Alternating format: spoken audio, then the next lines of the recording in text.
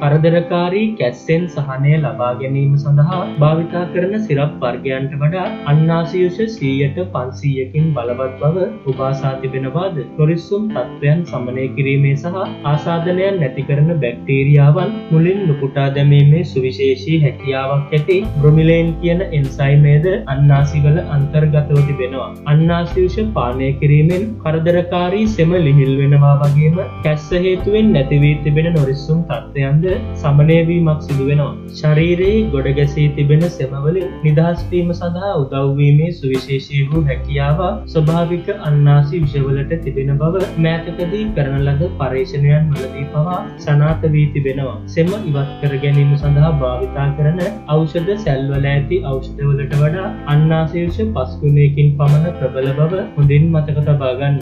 අන්නාසි විෂවලට අමතර ද්‍රව්‍ය කිහිපයක් එකතු කිරීම මගින් එම හැකියාව තවත් වැඩි කර ගන්නට පුළුවන්. එම පානය සකසා ගැනීම සඳහා අවශ්‍ය කරන දේවල් මොනවාද කියා දැන් අපි සොයා බලමු. ගම්මිරිස් කුඩු තේ හැඳි භාගයක්, නැවුම් ලෙමන් යුෂ කෝප්ප කාලක්, මී පැණි මේස හැන්දක්, අන්නාසි යුෂ කෝප්පයක් සහ අඟල් 3ක් පමණ දිග ඉඟුරු කැබැල්ලක්. මේ සියල්ල එකතු කරමින් සාදා ගන්නා පානයෙන් කැස්ස වහා සුව කර ගන්නට පුළුවන්. ඒ වගේම සෙම සියල්ලම පානයේ ඉවත් වීමද මෙහි ඇති තවත් එක් වාසියක්. මෙවැනි වටිනා දේ දිනපතා දැනගන්න නොදුටු ලෝකයේ සමග රැඳී සිටින්න අපිව සබ්ස්ක්‍රයිබ් කරන්න අමතක කරන්නට එපා.